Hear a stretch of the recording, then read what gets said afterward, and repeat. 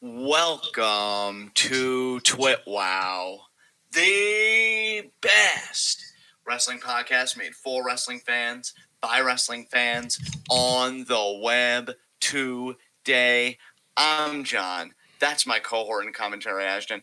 And this is our NXT review. And it was New Year's Evil tonight, guys. The big show for NXT finally came around. We also learned on this show, speaking of big shows, that the next takeover, we'll probably be calling it here on Twitter until they give it a name, St. Valentine's Day Takeover, February 14th, Sunday, 7 p.m. So, yeah, I'll be curious how that card builds up. New Year's Evil, of course, had the rematch between Finn Balor and Kyle O'Reilly. Xia Li re-debuted with this new gimmick alongside Boa and the Mystery Woman. We had Cruiserweight title action between Metalik and Escobar. And, yeah, just a bit of stuff in between. And last woman standing as well, Rhea Ripley and Raquel Gonzalez. Overall, I thought this was a pretty solid show.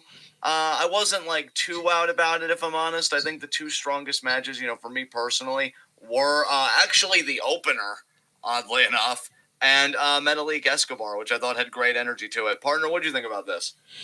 I think that I'm lower on this show than you, but I don't think it's because I actually liked the show less than you. I think it's because I had higher expectations going into it. Because I was genuinely excited for Cross Priest, which was underwhelming to me, and Escobar, Metalik, which I maybe had my expectations too high, but I felt like it was solid, but I wanted almost like a PWG style match, which again, my expectations were probably too high. And I was also really excited for O'Reilly Balor, and they ruined it for me with the fucking jaw angle. Yeah, so just to clarify, you were able to go back and watch Priest Cross? I wasn't able to watch the whole thing, but what I did see of it felt like it dragged, and it just felt really, tedious to me. Very interesting. All right, man. Well, let's not be tedious ourselves. Let us get right into... Actually, no, before that, I guess just part of our review, our first segment, Heat of the Night. I've got no heats tonight, and I don't think I have any nitpicks anyway. Sometimes what happens is, and I'm sure it's happened on your end as well, sometimes you'll have a talking point that'll, spur something in me. I'll think, oh, yeah, that was bad. Let's talk about that. But for now, I really don't have anything to complain about at the moment.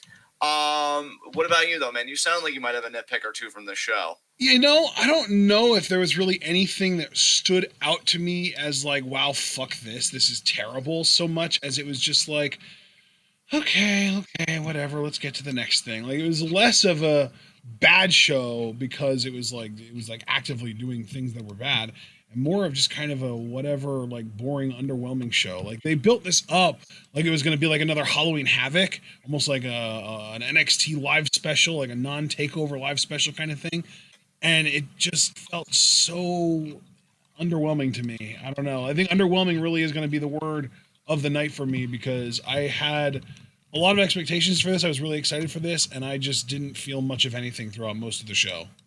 Hey, man, that's totally fine. That's why we're here, offering a different point of view. It could also, I will preface everything by saying it could also be a lot because of everything that's been going on in the news in the real world today has kind of got my attention, and NXT felt very trivial alongside that. You know what I mean?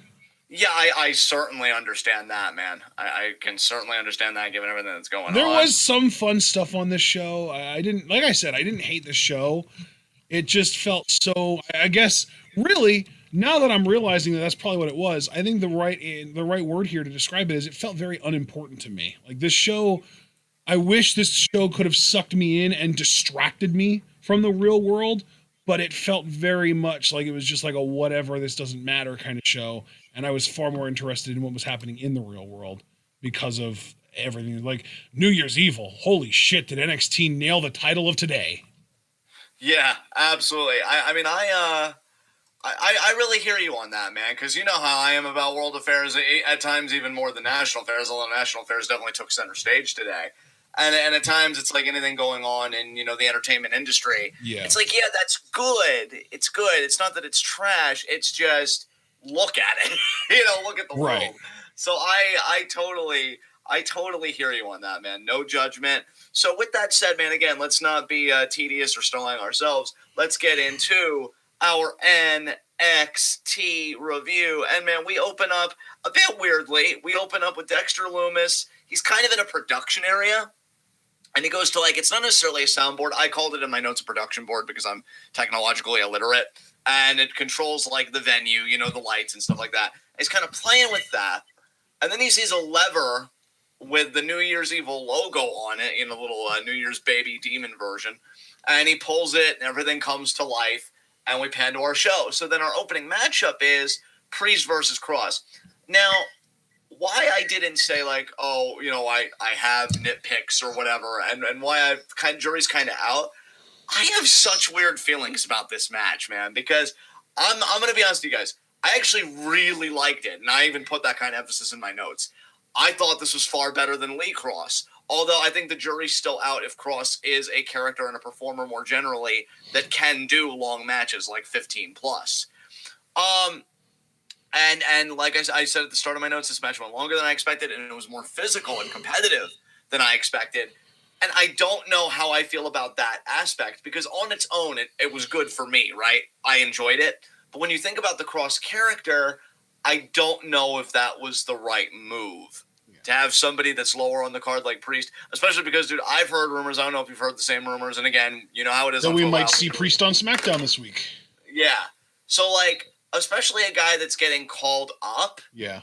That makes me feel even worse about it. And again, that's why I'm so ambivalent about so this. So you're basically talking about you wish this would have been closer to a squash match in favor of Cross.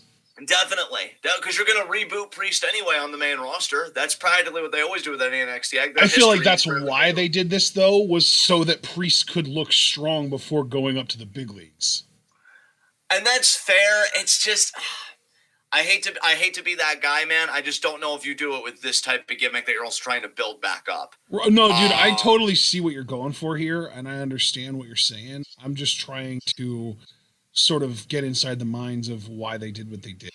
Oh, dude, absolutely. I do the same with you all the time when you've got a viewpoint. I try and play devil's advocate or just try and kind of put their psychology on the table. No, I totally I'm not saying that what 100%. They did was right. I'm just saying, while this match was happening and as it was going as long as it was, and eventually when Cross did win after the struggle, I was like, damn, they really wanted to make sure that Priest looked good before he has to go up and job to Roman.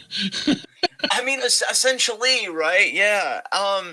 So what I found really good about the match, again, from my standpoint, was it started with strikes early, and then it kind of devolved into the wrestling, but then it actually kind of circled back around to the strikes. Yeah. And it seemed very strike heavy, with Priest doing these kicks. He did a lot of tornado roundhouse-esque kicks. He did a lot of them tonight. And Cross is more focused on the elbows and the forearms. Pivotal point in the match comes when Priest's midsection goes into the steel steps, and then that's the focal point in which the psychology of the match is structured around, right? It's just Cross working over the midsection. An interesting point was Priest tried to do something to Cross. Similarly, he did an over-the-shoulder arm breaker at one point. Actually, I think he did that, and he did kind of like a standard arm breaker where you've got the arm, and you almost kind of side rush and leg sweep it into the canvas, but facing forward. So, I like that. I like this idea of okay, you took my midsection, I'm going to take your arm, although he wasn't able to do nearly the amount of work that Cross was able to do on the midsection. Priest had great babyface fire. I thought he sold and bumped for Cross really well here. He did. I tuned in while they were on the outside. One of the first things that I saw was Cross scoop slamming Priest onto the steel steps. Yeah.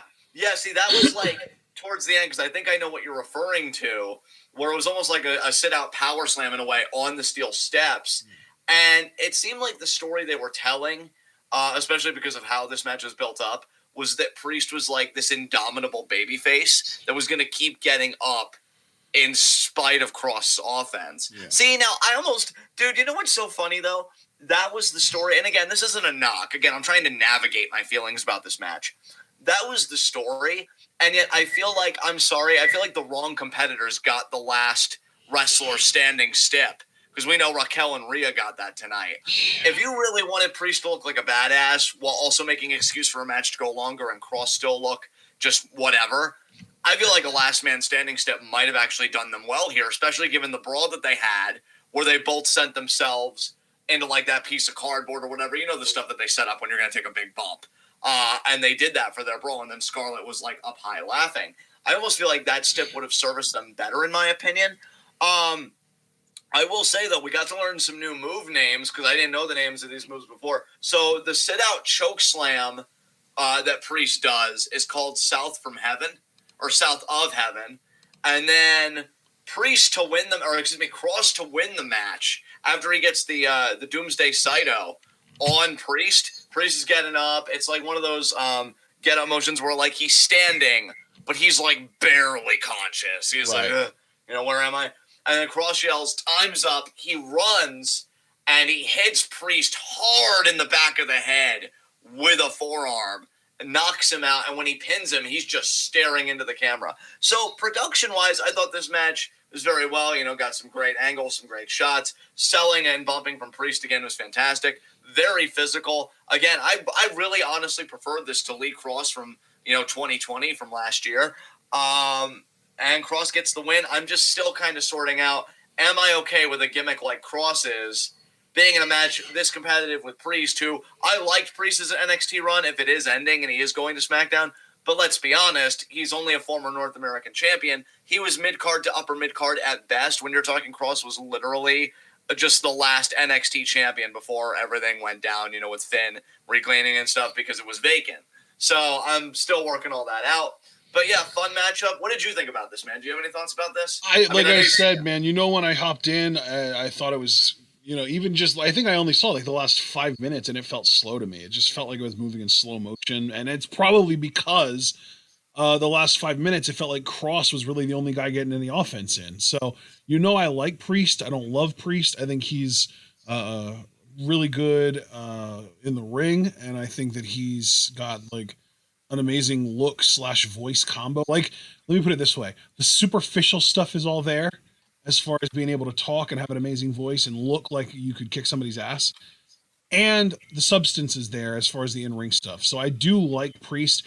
I think what he lacks is that, like, sort of natural... What the hell? Did I just hear a sound? Was that coming from your computer? No, dude. It sounded like it was coming from your end, honestly. I wonder if it was my phone. Oh, yeah. It sounded like a phone sound. Yeah. Okay, I'm going to turn notifications off on my phone. I have a little switch that can do that. But anyway, I think what Priest is lacking is that, like, ability to connect with the crowd, Like, he's like one of those, like, 5-tool athletes that just can't quite click. Almost like Austin Theory and Evolve. Like, Evolve, Austin Theory. He was like, oh, he can do everything. He can talk. He's got charisma. He can work. He's got athleticism, et cetera, et cetera. He just isn't connecting. And then he comes to NXT, and it's like he feels like a complete geek to us. So, like, I just am worried that that's going to happen to Priest when he gets called up. I hope not. I hope that they get the presentation right. And speaking of presentation, I'm starting to think that Karrion Kross is far more limited than I realized that he was. Dude, yes! I'm starting to feel like this dude is entirely smoke and mirrors. Like, massive props to Lucha Underground for getting us to be fans of this dude, because he is not good in the ring. And frankly, I don't think he's that great of a talker, which is probably a big reason why Scarlett does so much talking for him. Like, I have not been impressed by anything that Kross has done other than his look and his actual intensity. Like, he's really good at being intense. He's just not really that good at doing the things that he's doing intensely well.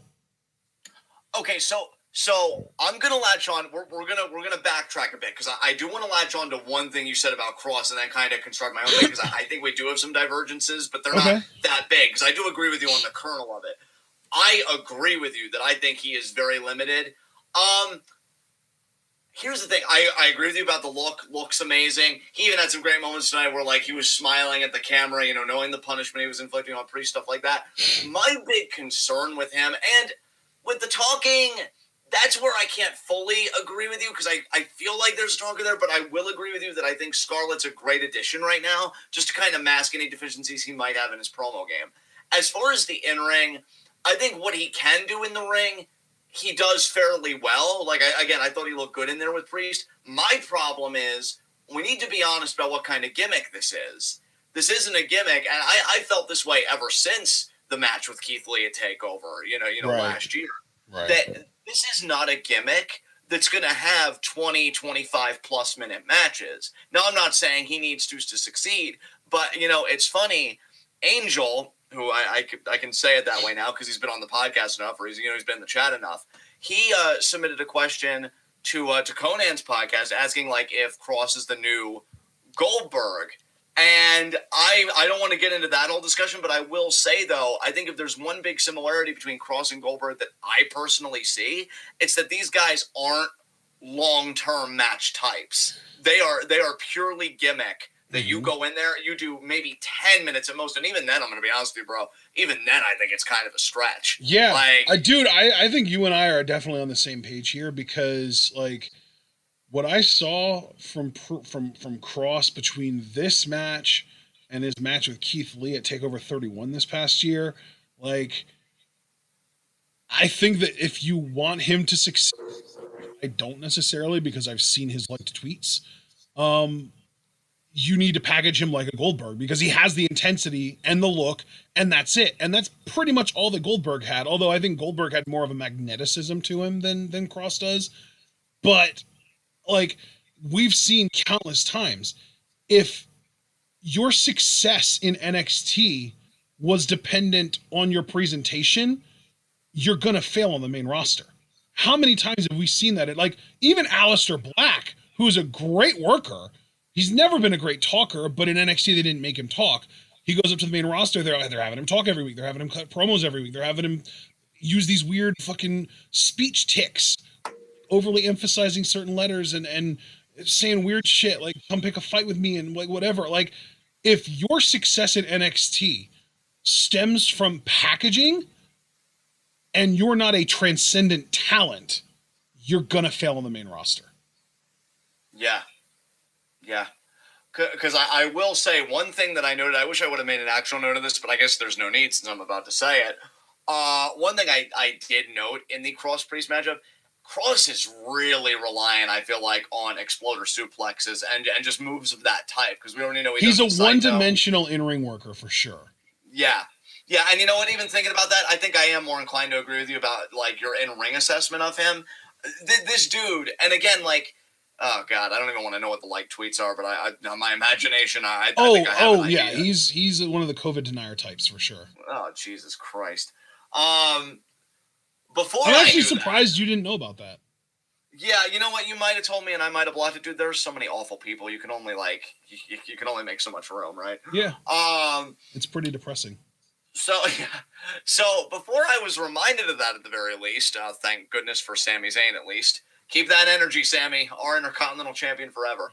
I was rooting for him, but again, even for people that I root for, you always want to be honest. I do think the guy's a gimmick and just a pure gimmick. And there's nothing wrong with that. I think that was also kind of the thing with The Fiend, that they got so right in the beginning, but that they lost track of, you know, for many reasons. Yeah, that's kind of the problem with the gimmick types is that it's unsustainable. Exactly. Because sooner or later, I think that's why we were also pleasantly surprised by Rusev, because as it turns out, the dude actually had a personality. Exactly. And because sooner or later, the company is going to ask you, they're going to overestimate something that they really had their finger on the pulse on from the beginning. Oh, hey, you can go 25 with this guy, right? Or you can go 15 with this guy, right? And then you end up repeating your moveset 10 minutes into the match. And that was your big complaint with like a Sandow type. Great gimmick, great packaging. No. You put him in a big match, especially with somebody like John Cena, who I think his legacy as the time goes on is going to be kinder and kinder to him as far as his work rate. It's not there. Like, we knew it with Keith Lee. And I was really hoping, and again, I stand by, I did enjoy this match more than the Keith Lee matchup, but I think the same defects that you and I are kind of extrapolating here, they still apply. And I don't know what you do with that. Because here's the thing, presentation-wise and everything, he's absolutely like WWE Championship material. Yeah. But you would have to craft the reign very particularly for that to work. Exactly. Yeah. You know? It really is a smoke and mirrors thing. It's really like in order for this guy to get over, you have to book him perfectly. That's as simple as it gets. And the thing is, if WWE wants him to get over, we know they can book him perfectly. And they know that if they want him to get over, they will book him perfectly.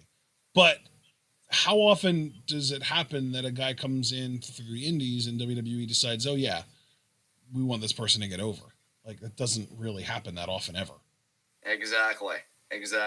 So I am really glad that we had this discussion, because this is something I thought about Cross, for the last little bit, and it was really nice to get it all on the table. And I liked your assessment of Priest as well, because on SmackDown, I could at best see him be one of those prolific Intercontinental Champions, maybe like 3-4 time, whatever. I don't know if I ever see him being a world title guy, but hey, stranger things have happened. So we go from that match to Adam Cole and Roderick Strong cutting a promo. I mean, dude, again, I hate to make it seem like I've come on here and I've turned on the Undisputed Era, because that's really not the case at all. But, like, what is there to say here? It's just the same Undisputed Era talking points. We're entering the Dusty Classic. They did put over Breezango, so I did like that in the promo. They made Breezango seem legit. But, again, it just goes back to the Golden Prophecy, and we're doing the Golden Prophecy, part 3.0. Yeah, well, was it 3.0? Whatever it was. Saying Kyle O'Reilly's going to win the title tonight. Same talking points. I've got really nothing to say about this. Do you? The only thing I really have to say about this is that I'm just excited for the Dusty Classic. That's it. Oh yeah, by the way, before I forget, we'll just bundle it all up, and I guess if you want to talk about it a little bit here, we can. We did find out we're also doing a women's Dusty Classic, and I think you were positive about this. I thought I heard you say, like, yeah. I mean, I'm excited about the prospect, just like I'm excited about the prospect of the Dusty Classic itself. I'm not really excited about either one of the two Dusty Classic matches that have been announced for next week, but I'm hoping that we get at least two more that are good. I mean, we already know we're going to get GYV versus Everrise next week, which who fucking cares about Everrise, right?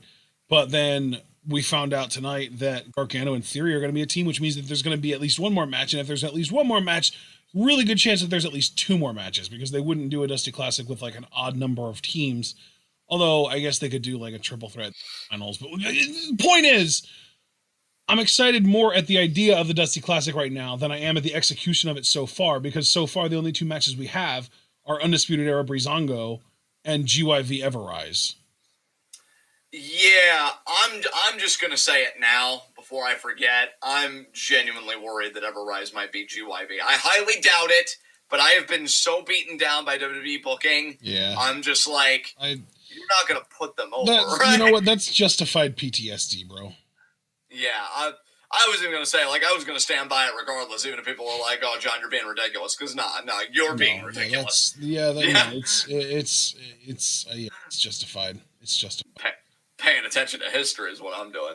But yeah, we got the promo here. I pretty much agree with your assessment on the Dusty Classics. I really am hoping, too, I would assume that the women's winner team gets a shot at the women's tag titles. I would really like to see that. Yeah, wouldn't it be nice if we had a decent tag team as champions rather than Asuka and her burden?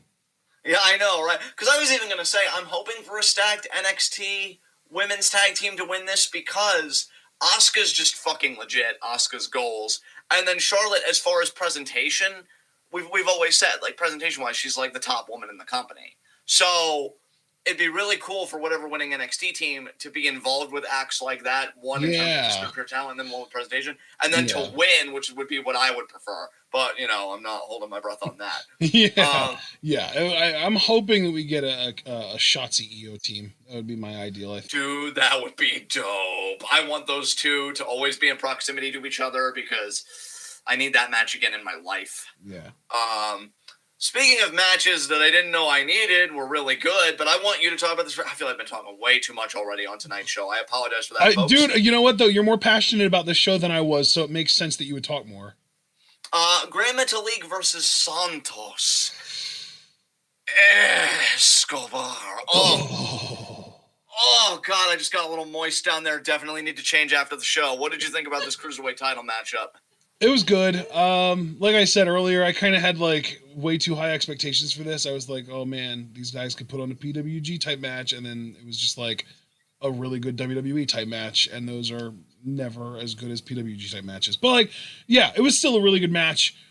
Some pretty fun spot, like, the fucking high jump into the knee. Like, Santos's knee was really good, but then we saw another knee later in the night that was really good too, and it kind of took away from it. And like, yeah, it was a good. Frankly, I would say this is probably match of the night for me. Yeah, dude, this was I so good. wasn't overly enthusiastic about it. I would still call it my match of the night.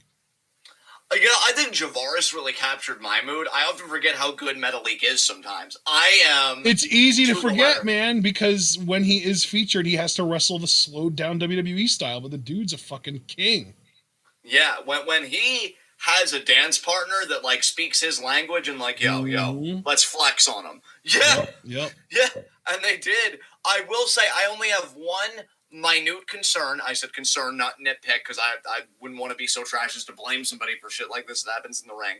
I'm hoping that Santos didn't suffer a concussion, because when he did his arrow from hell, oh my god, that immaculate suicide dive. I feel like something happened where like the side of his head hit the barricade. Oh. And like the first few seconds afterwards, you could tell like he seemed a little spaced out. I wonder if anybody in chat can back me up on this. And then like he seemed fine after. I'm just hoping that nothing comes out like, oh, he suffered a minor concussion or whatever. And better minor than major, I guess, but better none than any at all. Exactly my mood, Ashton. I will say too, I groaned again, not blaming anybody. It is what it is. But commentary mentioned how Jordan Devlin must be watching this match. You know, he's also like, no.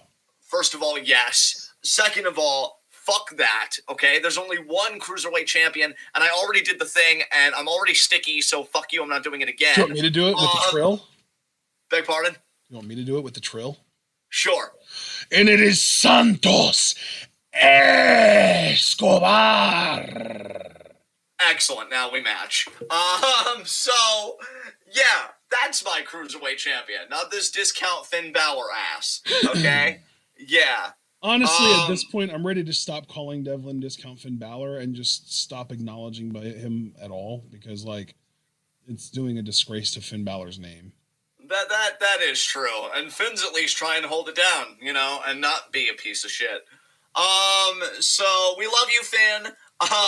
So yeah, great match. I agree with you. That one spot with the knee interception, and then the Legado maneuver where it's the double arm underhook. Oh yeah, face buster with the over knee. The shoulder.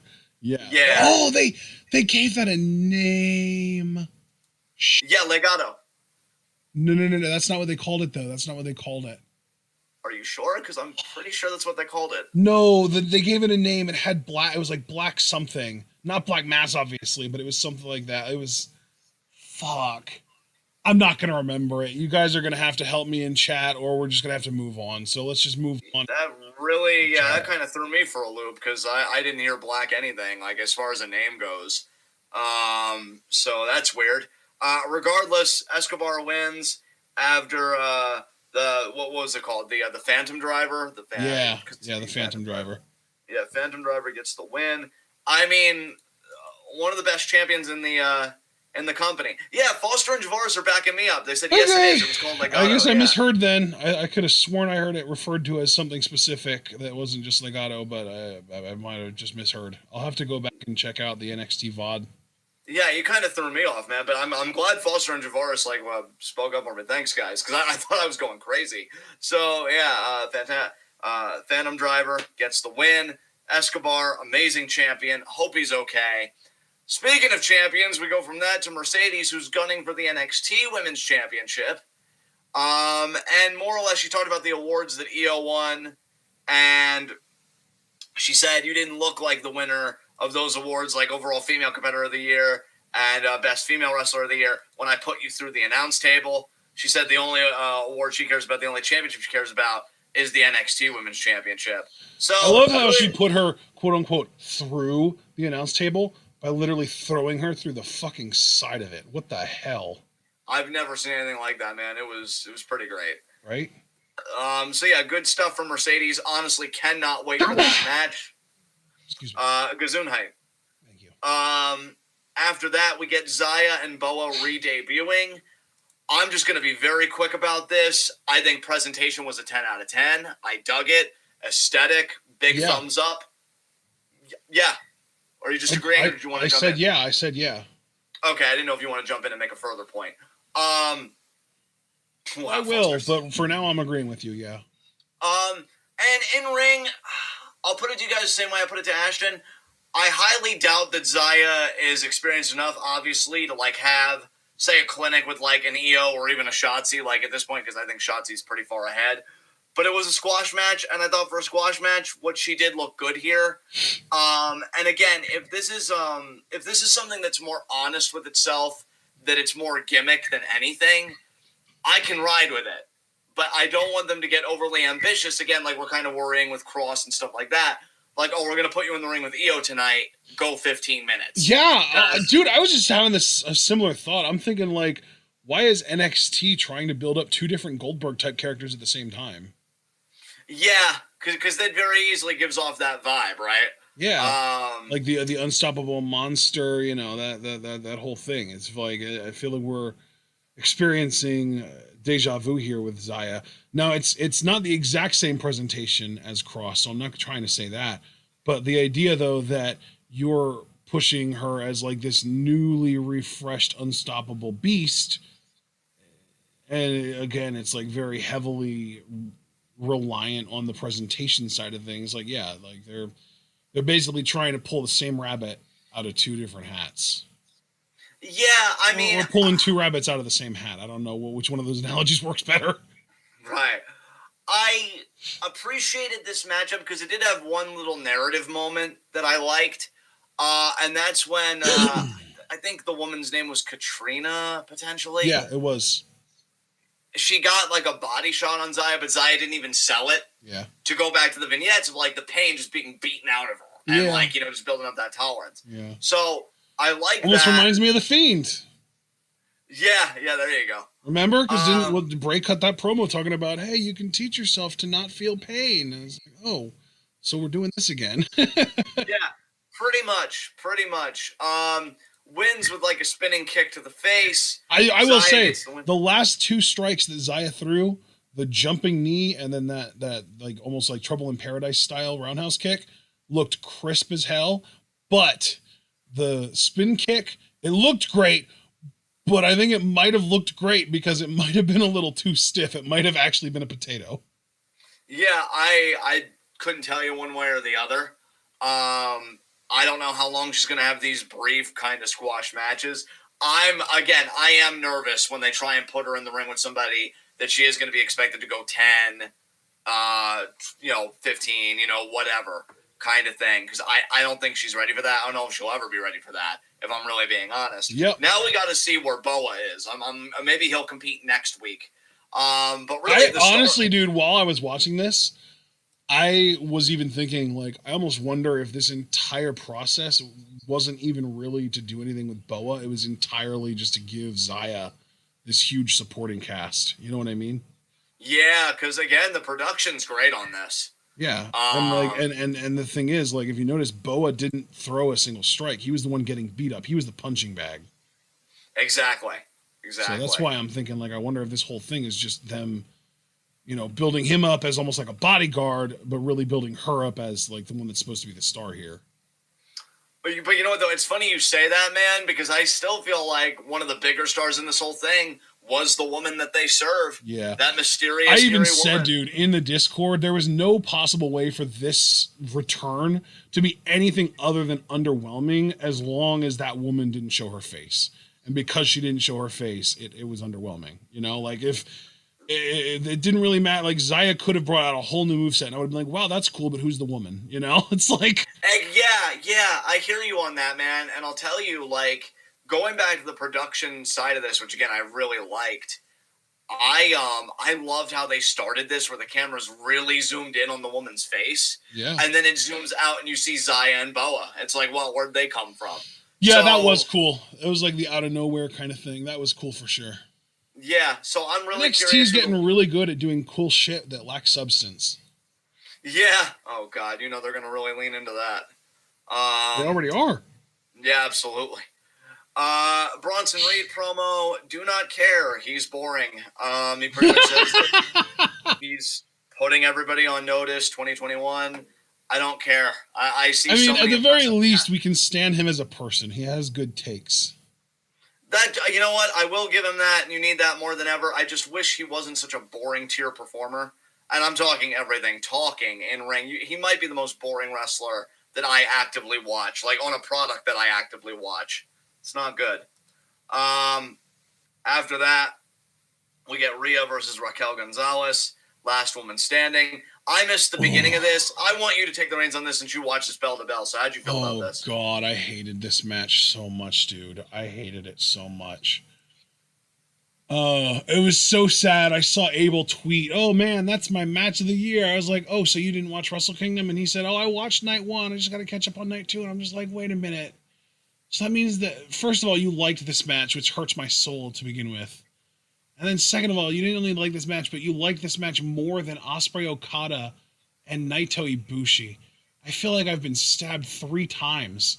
Like, it was so sloppy. I feel like this feud has made me like Rhea less. It's exposed Raquel for the shitter that she is. Like, this, if, you know what? Actually, now that I think about it, I'm going into my awards right now and I'm penciling this in for worst match of the year 2021. We'll see if it gets unseated. Well, see, at least we got something out of it. Yeah, I honestly really don't have anything to say, guys. I knew going into this that Raquel was going to win. I can't even say that I hated it, you know, because what I saw, everything looked, okay.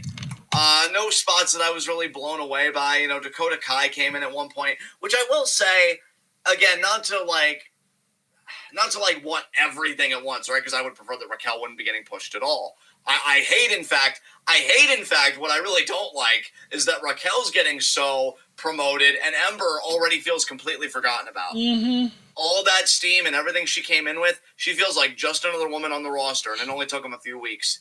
But I just want to cut in here to say I'm sorry if me not liking this match is like feeling like I'm shaming anyone.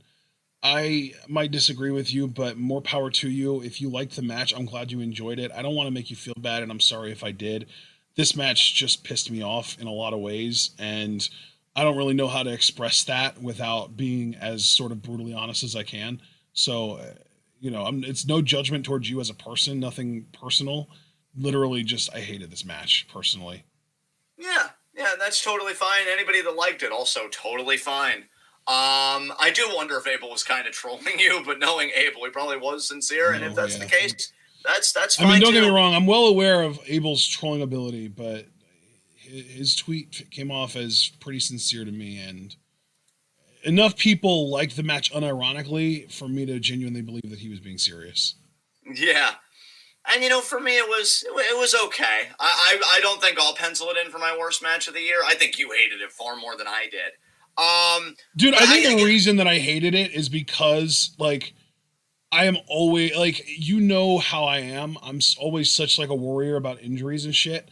And, like, I don't absolutely love Rhea Ripley, but I do see the value that she presents. And Raquel was so fucking reckless with Rhea tonight. The way that she plopped her on the announce table and the fucking announced, and she literally, rather than putting her on the announce table where you're supposed to, she put her on the edge of the announce table, which is the part that hurts the most. And then, because of Rhea's weight, the announce table, like, flipped over and basically dumped Rhea on her head. And then, rather than pausing to let the refs and any medical staff check on Rhea, she just kept fucking piling shit on top of her. At one point, she threw a chair and, like, the leg of it hit Rhea in the face. Like, Raquel was so fucking reckless in this.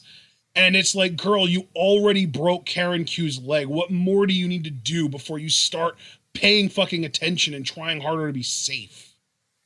Do you want to know the one thought that I really had when this whole match was over and I hated it? I just kept saying to myself, that's the next NXT Women's Champion, isn't it? Like, yeah. I really believe. Yeah, I mean, dude, when the way that she recovered from Rhea's cannonball onto the table, I was like, holy shit, she recovered from that. Like, she was on her feet, I want to say like 1 or 2 seconds after Rhea was. And then the fucking one-arm power bomb through all of the equipment and the tables and shit. And she recovered by like 7 or 8.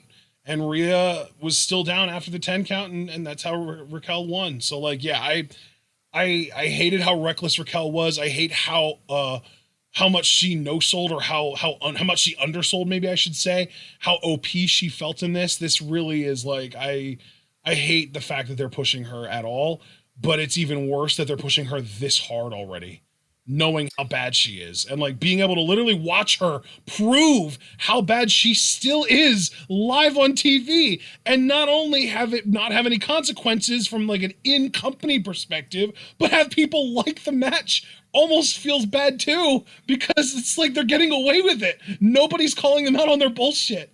Oh, it hurts. It's really amazing to me, just WWE in general, which is now this has also affected NXT. WWE has this uncanny ability to have the table so close to being set, but they never actually fully finish setting the table, right? Because you've got Io as champion. Amazing. Already. Great fucking start. You have Ember Moon on your roster. Again, you and I know we're fans first. I know that's another divisive opinion in the chat, which is totally cool. You've got Dakota Kai, who if you built her up would be really great. And I did enjoy her match with Io, to be fair. They did do that. You've got Shotzi, who they did the one TV match, but it seems like now they're farther apart than really they've ever been. I feel like they haven't had interactions in quite a bit. And yet, with all the stuff you could do with Io and with that roster, maybe even bring other women in, really, really treat it like it's something. You're focusing on Raquel Gonzalez, who is still incredibly green. And I don't want to body her. I don't want to go in. We're trying to keep a different energy with these reviews, even when we really need to talk about the dad stuff. But she is incredibly green still. There's no denying that. When you're incredibly green, you're a danger to people. NXT, well, and I think that's almost the even more frustrating thing is, like you said, still, at the end of the day, she's been here for like, what, 4 or 5 years? Like, at a certain point, I start to believe that you're just not going to be good, ever. Yeah. Like, we've literally watched women who debuted in 2019 who are already far better overall performers than she is. Yeah. I mean, nothing you said just now to me is wrong. And that's really the concern. And then here's the biggest concern of them all. And again, because it's WWE, we have to talk about it, in my mind. When you have a woman that is that green, especially relative to the rest of the roster, some of whom have already surpassed her, like, I wouldn't even mind so much, dude, if you wanted to give like a green person like this kind of program and build them up maybe for like a one-time takeover or whatever title shot, but do a Caden Carter, right? Do a Casey Catanzaro, something like that. Here's a thought. But fucking Indy Hartwell, who's already a part of the way and would be a complete threat to Io's title reign for a completely different reason, and then maybe you could even build long-term storytelling. I'm not saying Indy would succeed, but maybe even some low-key jealousy from Candice because she failed to beat Io. You have a lot that you can narratively mine there. I think that's what frustrates me the most. Like, I understand that you want to push a monster heel, but like, you could have had Vanessa Craven, right? Like, yeah. You could have used Viper. I'm not even the biggest Viper fan. She's a better option than Raquel Gonzalez. You could sign Jamie Hayter, for fuck's sakes. Like, you could bring in other women that can play the monster heel role. You don't have to push a green shitter just because she's homegrown. And dude, and the funny thing is, and this is another bad thing. So the two bad things, I'll get to the one really obvious one in a second that I do just want to go through that process. Javaris with the best name drop of them all. You had Jazzy Gabbert. You had Alpha Female. You had her under contract, and you didn't do anything with her. She was like Jenny's bodyguard for a minute, and that was it on NXT UK of all things. Like, this is what I'm like. That's what I'm saying. Like, that's why they're pushing her, though. They're pushing her because she's a homegrown talent. And like, maybe it's an admirable thought on the surface, but when you realize that it's potentially destructive and it could potentially lead to the injury of one of your top talents, it's a problem. Yeah. And I think what just makes me laugh is that Raquel is getting the bigger build than Mercedes. Like, imagine if they would have done this, if they would have had Mercedes beat Rhea in the cage match rather than have Rhea go over, if they wouldn't have mishandled Mercedes the first time around. Yeah. Now they're trying to quickly, try and get that heat back. And I would say more or less it's working. But this could have all been Mercedes, and I'd be licking my chops for that inevitable clash between her and Io. but she's going first. She's more than likely going first because the big story is going to be Raquel's finally ready to take on the champion, which brings me to my biggest fear. And just to tie it all together, so I already mentioned how when you have somebody that's great, and you've made great arguing points yourself that I'll just piggyback off of. If Raquel becomes the champion, let me tell you guys something right now. You guys know for me, for the longest time, the NXT Tag Team division has been more or less dead. It has a pulse now with GYV and the Dusty Classic, which I am excited for. But for the longest time, like, it went from my favorite division in NXT to, like, you're just dead to me. You're like, there's nothing going on here that interests me. Breezango winning was more sentimental than anything for me because they've worked their asses off, and I have dear friends of mine who are big fans of theirs. But, wasn't doing anything for me. Women's division is going to suffer a very similar fate because when you put Strong Style Ember in front of me, who I've gone on record on this podcast and said I feel like she looks better than even before she got injured. And Raquel could very well be the women's fucking champion. That division's dead to me until she loses the title. If she beats Io, that division is dead to me until she loses the title. And I'm genuinely terrified that's going to happen. Yeah, well, and that's kind of been the problem, though, with NXT's women's division since they came to the USA Network is it's a stacked division, and they just go out of their way to push all the wrong people, right? Yeah, precisely. It really kind of boggles the mind, honestly. It's like, how can you get it this wrong? Yeah.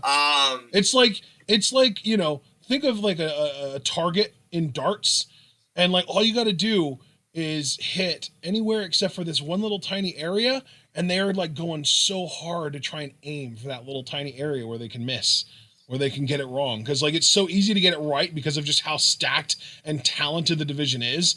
And there's just like this small little subset of women that are fucking, of course, because they were trained by the Performance Center, and because the Performance Center is just an absolute garbage training grounds. WWE wants to push them because it's like, oh, well, they're homegrown, they're made by us, they're for us, by us, that kind of thing. And it's like we got to push them. And if you're an indie girl and you're immensely talented and we sign you and we bring you in, it's for you to be able to put over our homegrown talents. And that's just how it is. And then people wonder why all of the women that are, coming out here putting on barn burners with each other aren't getting pushed. And the women that are injuring each other are the women that are getting pushed. This is why. There you go. All right. Oh, by the way, thank you, chat, for reminding me. I'm not going to make it a legitimate one because that would get tedious, but it might as well be like an honorary heat of the night every night that Rick Books is not on TV for 2021. Yeah, that's true. Because I'm not fucking playing games anymore when you're pushing Raquel Gonzalez and Rick Books is again kicking fucking rocks. So after that, we get a promo from The Way. And these guys are still growing on me, man. How did you feel about this? I know you like the gift that Candice got Johnny. Or that, I guess... That was really, really cool. This was cool. I enjoyed this promo, this segment.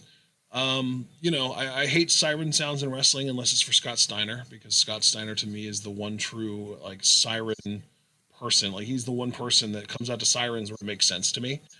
But the sirens ended. Everything else was good. Theory was annoying as usual, but I felt like he was toned down just enough, and then he got fucking missiled in the balls, so that was kind of entertaining. Gargano was his normal egregious self. Yeah, I enjoyed this. This was fun. Yeah, good energy, liking the faction. I'm really curious who is going to end Johnny's North American Championship reign. I think I've already... at this point, it very well could be Kushida. It could be Kushida, and God, I can't believe how I started to phrase that sentence, but I might as well commit to it before you mention Kushida. I said that on the podcast I put forward the theory that it would be Austin Theory after a face turn, which, the funny thing is, though, and this is something I've been thinking about, too, that I wanted to say on here, I feel like The Way is going to be so successful that it's going to make me want to see Johnny go babyface again, because I think he's been heel for a good bit. I don't know. I'd actually be more curious, if Theory would be the one to go heel and Johnny would turn face, just because he's been so annoying in his own way. But it's kind of endearing, just a little bit. And I just wonder if that's gonna, maybe turn him face. I don't know. He's able to laugh at himself. But yeah, Shotzi comes out. Hey, Candice, and then Theory feeling himself. I guess that whey protein went to his head. He's like, no.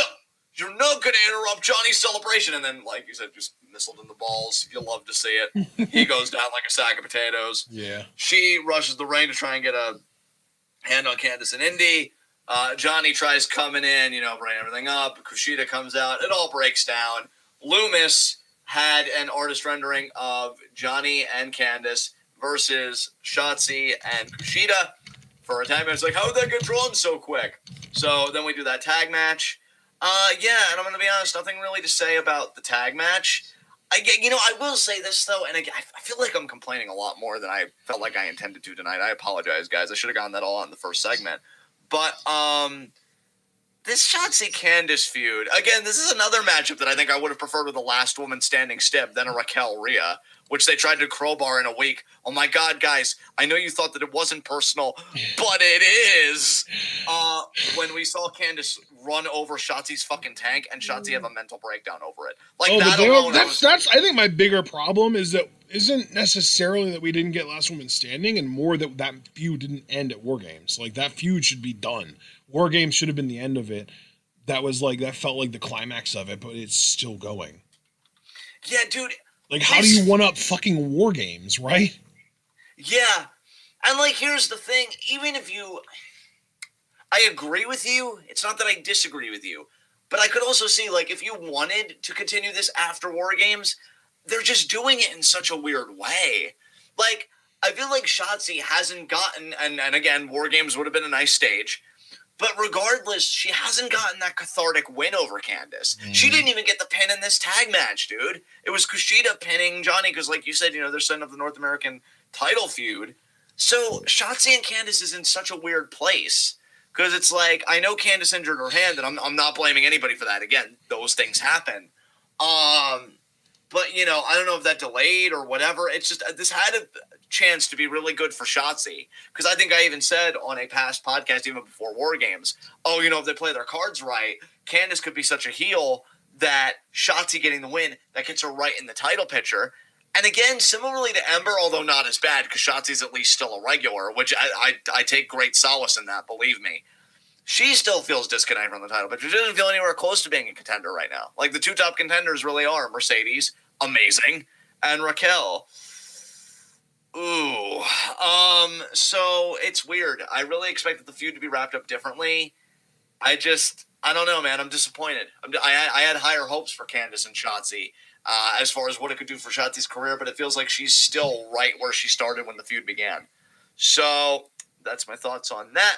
Again, though, that kind of plays into my evaluation of NXT, just not knowing how to push. Because, right now, I feel like the momentum that kind of started around Halloween Havoc time and has been kind of building up over that time really should have catapulted Shotzi into being a bona fide main event woman right now. She should be getting the kind of TV time and the kind of matches and stuff that Raquel is getting right now, or even Rhea. Although I don't really have as much of a problem with Rhea getting that kind of spotlight. But instead, it feels like, again, you kind of alluded to it. I'll say it outright. I feel like she is, she's coasting. She's stagnant is the word that I think I'm looking for. She's stagnated. It feels like she's stuck. It feels like she's not actually doing anything. She's not moving up in the world. She's not progressing. She's staying exactly where she's been since pretty much the beginning of the year. She had that match with Io was in May, dude. Dude, I know. That match should have been a foundation that you should have built upon to make her consistently look strong. Yep. And just and I think the thing I'm worried about with her is that if she goes to the main roster, she'll get the Ruby Riott treatment. They'll maybe push her for a month or two as maybe a threat to a champion, maybe not even the world champion, maybe even the tag titles. They'll pair her with somebody else and they'll make them go after the tag titles or something like that. And maybe she'll be a Billie Kay, a partner or something like that. And then she'll lose and then she'll just float the way that Ruby has for years. Yeah. Yeah. Because Vince doesn't get that. Dude, how many times do we have to talk about the story of Jim Ross trying to explain to Vince McMahon that there is Asian porn so that he would push Gail Kim because people think that Asians are hot? Oh, Jesus God. You didn't know? Yeah. Don't tell me you didn't know about that. No, I knew that. I just suppressed it. But okay. But I'm pretty sure Vince doesn't think that guys think that alt look that Ruby and Shotzi have is hot. So he Right. pushed them because Vince is fucking warped like that. Jesus. We're fucked. And you know what, too? Like, I'm going to be honest, too. It's, how can I put this honestly? Well, I guess just the direct approach. In a way, it becomes harder to do reviews like this when you and I are Stardom regulars and we keep our finger on the pulse pretty healthily with New Japan. And then you see stuff like this and you're like, you have great workers in this company. Amazing. But I don't see where you have any direction for them, and that's probably because you don't have any direction for them. Like, again, and this isn't saying, like, oh, fuck anybody that watches WWE. That's not what I'm saying at all. Again, I hate those types. What I am saying is, for me personally, it's hard watching WWE, because even when I get excited about feuds, like, perfect example, right? I am adoring Kevin Owens right now. You know this. I have gone on record. I have said Roman Reigns, Kevin Owens is easily my favorite feud in that company right now. But what happens when Kevin Owens is no longer the number one contender? How do you keep him hot? How do you keep that momentum going and you keep him interesting as a babyface? I don't think they have a plan. So I'm enjoying the feud while it lasts, but my problem is oh man, you know, once the ride's over, he'll go back to doing KO show segments for like 3 months. Whereas with a company like Stardom, say, another perfect example. If you're a Tam Nakano fan like we are, she lost her Wonder of Stardom title matchup against Julia. Now, normally in WWE, you lose a big championship match like that, God knows what happens next. It really depends on your card position. With Tam, you never really had to worry about that because even if it took them a minute to get her a story, you were still going to actively see her on their program or on their shows, right? You never had to worry about Tam dropping off the face of the earth, and if she did, it was probably because she was injured. That's what makes it so much easier to believe in a Stardom or a New Japan is because even when the guys I like don't have a story, that's not the same as being forgotten about, or it's not the same as not having a plan. Yeah. And that's why it's so much easier to go with those guys. Even when Evil had the title put on him, you know, neither one of us said, oh, New Japan's in the Dark Ages. Like, some fans actually did. We never were that bad because we knew whatever they're doing, at least they have a plan. Mm-hmm. Whereas with WWE, it's like, why get excited about any of these people? And I can get excited in the interim, and that's great. But, you know, you don't have a long-term plan. I've basically resigned myself with NXT to, like, enjoy these people while they're here and while they're being presented well, because you know as soon as they get called up, they're going to get ruined quickly. Exactly. I mean, Javaris was just saying, look, Keith Lee lost on Monday. I mean, I still have Keith as a low-key favorite to win the Rumble. Of course, we'll go on to that when Rumble preview predictions comes around and our Rumble minigame. I'm always very excited for those. But then fucking Goldberg gets slotted into phase Drew, and it's like, and then to bring it back to NXT, because I don't want us to lose the thread, and I don't want to be the I was even going to say, and now I'm starting to feel like that, like, enjoy them while they're in NXT, because at least they're presented well there. I feel like that factor is starting to shift away a little bit, because now it's gotten to the point that they're starting to do that really good presentation with, like, mediocre performers rather than performers that I can actually get behind. Like, they're giving amazing presentation to people like Karrion Kross, Raquel Gonzalez, and Xia Li rather than genuinely good wrestlers. Yeah, and that's why, like how do we go from Karrion Kross? How do we go from Aleister Black to Karrion Kross? You know what I mean? Yeah, exactly. Exactly. I think you're 100% right about that. And, you know, for me, I only go into this because, you know, and then I even worry about it for myself. Like, oh, God, am I becoming one of those, you know, poor snobs? It's like, oh, Japanese wrestling is everything and American wrestling sucks.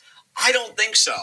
Because, like, again, there is good stuff in WWE. I just mentioned KO Roman Reigns that I'm legitimately enjoying very much. But I think for me, it's not even so much about the work rate or anything like that. It really is just about the structure, the writing, the planning in these companies. I think even Angel said something to me in an audio recording where it's like, I think he more or less said, you can tell that WWE doesn't do long-term booking and they need to start doing more long-term booking. And I just listened to that and I'm like, yeah. Would you like to hear a list of Io's title defenses since she won the title in June? Sure. She has defended the title. Dude, here's the thing. Like, compare this to Stardom, right? Because with Stardom, they typically do a minimum of one show a week. They will typically have pay-per-view level shows at least once a month. So I think that there's a genuine argument to be made that they put out a higher rate of content than NXT does, right? Right. You just think about how many times has Julia defended the Wonder of Stardom title since she won it? I want to say she won it in July, right? Yeah. Yeah, that sounds right. Actually, Because it was TakeOver in your house. I'm going to look it up to make 100% sure. Julia titles, Wonder of Stardom champion matches. She has defended the title a grand total of 4 times since July, right? And her reign has felt awesome. Like, she was a contender for title reign of the year for us, right? Like, I'm not even... Yes. Yeah, like, I'm not exaggerating. Io has held that title since June. She's defended it... I almost said one more. 5 times. She's defended it more times than Julia has. And it still feels like she's only defended it like maybe once or twice because of the fucking long ass Candice LeRae feud that's been going on. And I actually forgot that this even happened, but she had title defenses against Tegan Nox and Dakota Kai over the summer as well. Right, I forgot about the Tegan Nox matchup. Well, and I think that's part of the problem, though, is like not only are the wrong women being pushed, but Io's opponents have been completely forgettable. We're never going to forget who Julia has faced. Like, it's been fucking Tam, and it's been Shuri, and one against Konami. Like, I don't even need to Google. I don't need to look this shit up to know because they're memorable matches, because they're good feuds and memorable matches. Io, dude, if I would have just said Io has defended the title 5 times, who were they? You would have been able to name Candice, and I don't know if you would have been able to name anyone else. I would have been able to name Dakota. Yeah. And I think that's about it. Because, again, I completely forgot about the Tegan. Well, okay. defense. I mean, well, she's had 5 defenses. 2 of them were Candice. One was Dakota. One was Tegan. Who was the 5th one against? 5th one... Yeah, see, Rhea. Yeah. She had the defense against Rhea. Yeah, November. It was Rhea. Like, it's so forgettable. And that's another weird thing, too, is that the NXT Women's Championship hasn't been defended in almost 2 months. Yeah. Which, I mean, that makes you think. Like, I had said earlier that they're doing St. Valentine's Day TakeOver, like, February 14th. Yeah. I think it's going to be Raquel and not Mercedes, because I think they'll get Mercedes out of the way beforehand. I hope it's Mercedes. I really hope it's Mercedes, but I have a weird fear that it's going to be Raquel. I don't know, man. NXT... Yeah. I just saw from Foster in chat, he said that he's kind of getting back into NXT and Shotzi's dives scare him. Dude, Shotzi's dive tonight scared me. That is not her dive. Like, that, when you say Shotzi's dives, I feel like you're generalizing one dive. I don't think I've ever seen her do a dive that looked that bad before, and I think it's mostly on Candice for not being able to catch her properly.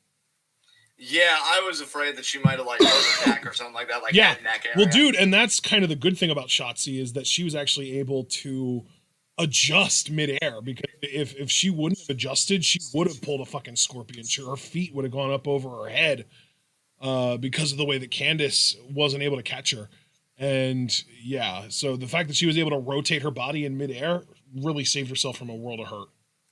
Yeah, absolutely. So yeah, I think we've talked about this enough. Did the main event come after this? Because admittedly, my notes stop here after the tag match. After the tag match, we had the backstage Regal announcing the Women's Dusty Classic. Right, which we already did kind of mention on the show, so I did remember it. I just didn't have it chronologically in my notes. Yep. And then we also had the sort of quick shot of the 3 non-McAfee members of For the Brand in the crowd, and then we got the world title match.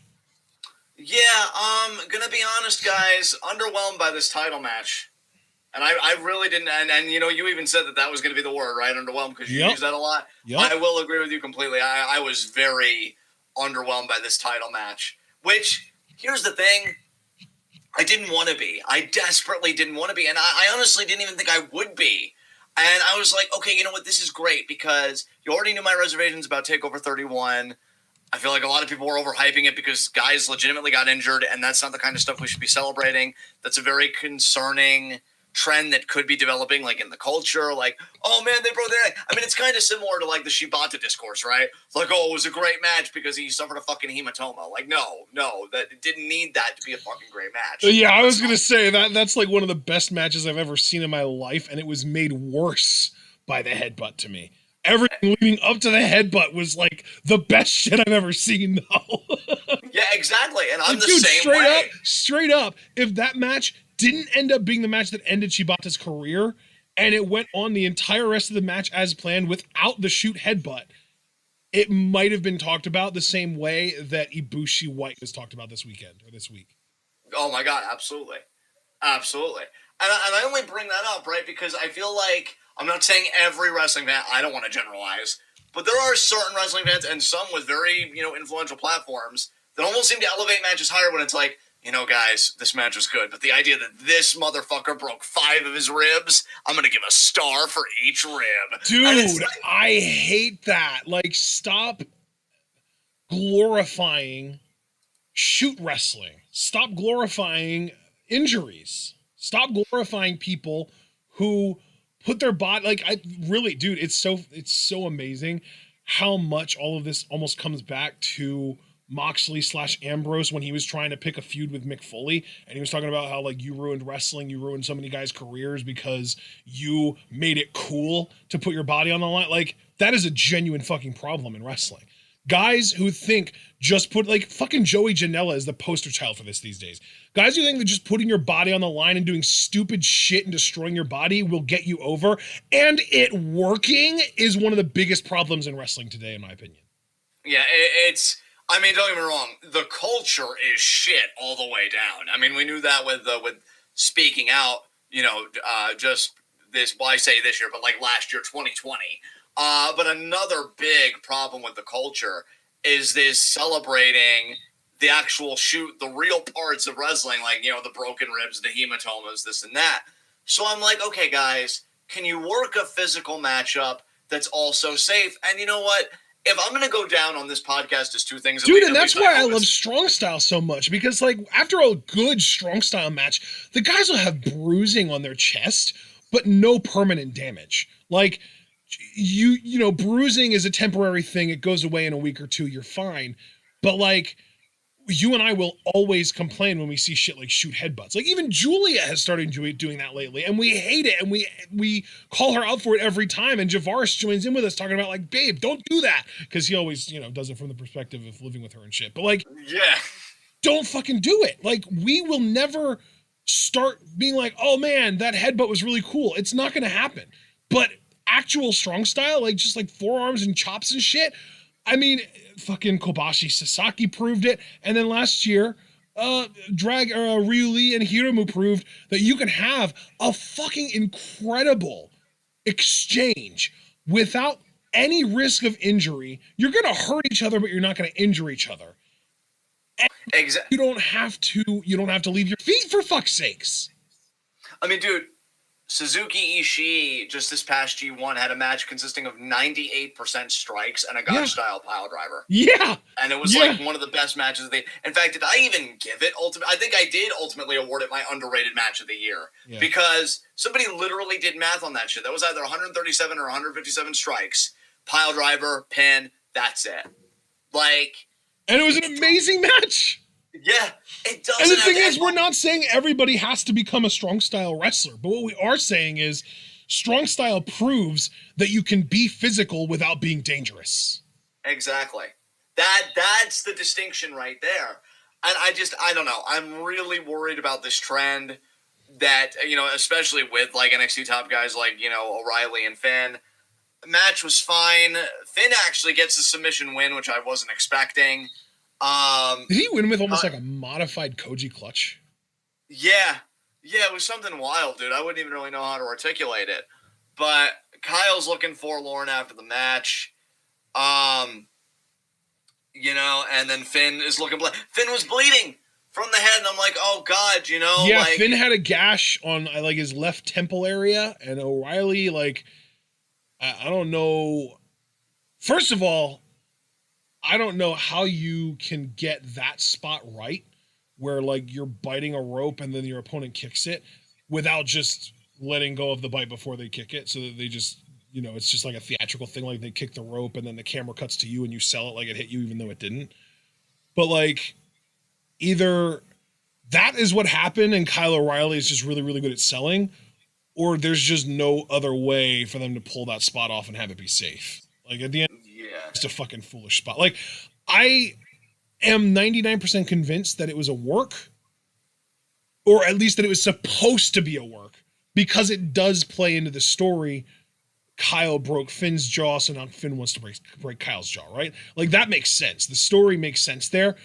My question, though, is, like, Mark said something in chat earlier about apparently both of these guys ended up in the hospital after this match. So was it because of a broken jaw? Like, did it really fucking happen? Like, they did a spot that was supposed to be, like, pretending to break his jaw, and it ended up accidentally actually breaking his jaw? Or was it for some other reason that was just covered up by the fact that he spent the entire rest of the match selling his jaw? Yeah, exactly. I think that's a great point you raised there, and I honestly don't even know. And, like, that's what makes this even more awkward is I love Kyle and Finn. You know, they're great performers in the ring. Kyle's got a great personality. I would say Finn does as well. I think his promos have been fire since he's gotten this edge to him since returning to NXT and having this second run. Like, not you guys. Come on, you guys are supposed to be better than this. Don't go and, like, be like, oh, let's work extra stiff with each other and not be able to walk the line. If you can't walk the line, we're not going to think less of you for it. Just go and just have a great match. Just, I feel like I'm that mom in the Babadook. Why can't you just be normal? And NXT and this whole style of wrestling is just like the screeching kid. Because it's really disheartening, man. It's frustrating. I've never seen the Babadook, but I'm sure that was a great reference for those people that have. Absolutely. I know it got memed a lot, so I just took my shot. Regardless, that was NXT. Next we went pretty long this week. We usually don't go over an hour for NXT reviews, but I guess we just had a lot to talk about tonight. And the thing is, like, we also didn't skip over anything. Like, there wasn't anything that we were just like, oh yeah, this sucks, let's move on. Exactly. High spots, low shots. Just gonna say my low shot is Kyle. I'll say Kyle O'Reilly. I'll take the easy one. This is his rematch. And he's out of the title picture, so who's your low shot? Well, I was going to say Kyle, but since you already took him, I'm going to say Rhea Ripley for taking the L to Raquel tonight. All right. High spot, Santos Escobar. Oh, my God. So good. Hope he's okay. Hope he doesn't have a concussion or anything like that, because I am a bit concerned about him given that dive tonight. But he did retain the Cruiserweight Championship.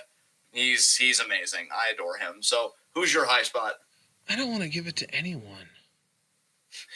You were that underwhelmed by this episode of NXT, huh? Well, I don't want to give it to Balor because he ended up bloodied by the end of the match, and he may have worked sloppy and injured Kyle. I don't want to give it to fucking Raquel because fuck her. I don't want to give it to Cross because fuck him. Like, who? I don't want to give it to Zaya because I thought that you were, like, more high on that segment than I was, and I'm not that into her. Like, I guess I'll give it to Dexter Lumis for being a good host. How's that? You could have co-signed with me on the handsomeness. We could have both gone in on Escobar, But I wasn't enthusiastic about that match either, though. That's the thing. But he retained, and he looked good doing it. Yeah, good job, Escobar. Yeah. But, hell, dude, you can make TWitWoW history and just be like, I'm withholding my high spot. That'd be the first time ever on this podcast. I'd be like, no, nobody gets it, because everything I'll sucks. hold my high spot until the week where I feel like two people deserve it, and then I'll hand it out then. You know what? Let's do that. Like, you pull, like, an early 2000s Eric Bischoff and be like, the high spot is vacant until, this takeover or whatever, and then we'll see who the high spot is and have everybody fight each other for it. All right. So, yeah, I'm going to say that you have a vacant high spot here, and then next week you'll have just, I guess, two high spots. We'll have to remember this. Somebody hold us accountable to this. I think Foster's our guy. You do it, Foster. Yeah, I can already hear Ashton, the anxiety is forming. Like, oh, God. Now I have to make sure two people are really good next week. You know what? High spot goes to Shotzi Blackheart because her team won, even though she wasn't actually part of the winning pinfall, and she got to missile Austin Theory in the nuts. You know what? That is a good recovery. I thought we were going to be close to TWitWoW history, but You just avoided it by that much. All right, guys. Wiping the sweat off the brow, baby. Yes, it's like, yeah, no commitments for me. Oh, you're welcome, Foster. I got the pressure off you, bud.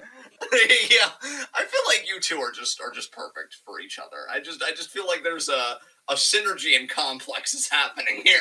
All right, this has been NXT. This has been TWitWoW, the best. Gonna bring it down. Wrestling podcast made for wrestling fans by wrestling fans on the web today. I'm John. That's my co-horn and commentary Ashton. Guys, be sure to like the video. The more likes you leave, the more likely we are to be the top search result for NXT reviews on YouTube. And when you're the best at what you do, the top is the only place that you belong. So please leave that like. Be sure to subscribe. Click the bell icon for notifications so you never again miss any of that TWitWoW goodness. Be sure to comment down below. Here's my overarching question. I usually ask multiple questions, but here's my overarching question. How do you feel about our assessment of the state of NXT? What do you think the state of NXT is? Are you mad on it? Do you feel like, maybe the problems aren't as bad as we seemingly make them out to be? What do you think the weakest division going is right now? What do you think the strongest division is? Just give your personal assessment of the NXT brand as we begin 2021. So talk to us. Be sure to check out everything in the description box below. We've got a Facebook page. We've got a Patreon, which you should check out. The two perks that I want to mention here. $1 will get you 5 Q&A questions for our monthly Q&As. Non-Patreon donors only get 3. So again, 2 additional questions only cost you $1. Q&A this month will be January 28th. So you've got 22 days, over 3 weeks. Let's get it done, guys. Come at us with those questions. You can submit those questions YouTube, Twitter, Facebook, Discord. Discord access only costs $3 a month. And you can, join us. I've got a lot of channels on the Discord. We talk wrestling, politics, movies, television, all sorts of stuff. And we're starting to do Among Us get-togethers, which are a lot of fun. I unfortunately missed the one last Monday. I had things I needed to tend to, but that just gave me more time to train, so I could be the most cutthroat killer imaginable. We usually try and aim for those on Mondays, so be sure to join us for that. Be especially easy this month since we've got no Raw reviews. $3 a month for Discord access. Let me think what else to plug. I already said check the Patreon. Our Twitter handles, yes. Ashton's pinned tweet. He's got the January schedule up for recordings for the month of January. Going to be a very interesting rest of the week because I know tomorrow we've got Stardom. I believe we're doing the January 2nd show. Mm-hmm. That's going to be at 4. And then I want to say that New Year's Dash, we have New Year's Dash slated for 6 or 7. We have it slated for 7. I think we just stick with that at this point. Okay. So, yeah, New Year's Dash at 7. I saw this as a 2.5-hour show, so we'll get out around 9:30. That's not too bad. So, yeah, be sure to join us for that. Then Friday, we're going to be doing Stardom's January 3rd show. That's going to be at 5 p.m. Eastern Time. And then we have a SmackDown review at 10 p.m. Eastern Time. And then Saturday, we're going to be getting together and we're going to be doing the Stardom January 4th show because Stardom just bang these shows out. What time did we agree on for that, bro? Is that 7 again? I think 7, yeah. Okay, so we're going to be 7 it on might Saturday. It might be 6, but I think it was 7. I'm like 85% sure it was 7. I'm 85% sure you said 7 as well, brother. So 7 p.m. Saturday. And then Sunday I think we have off. I don't think we have anything Sunday. We do. All right. Okay, yeah, we do have Sunday off. And then I do know that sometime this month we will be fulfilling 2 TWitWoW requests. So that should be interesting. We'll have to work that out. But yeah, you guys can find everything that Ashton's got on the schedule on his pinned tweet. My pinned tweet is to collect Q&A questions. So be sure to check that out. I really can't think of anything else to plug. I think I did great. I'm handsome and I'm brilliant. So yeah, I think everything's right with the world. So we will see you guys tomorrow at 4 for Stardom's January 2nd show, followed by New Year's Dash at 7.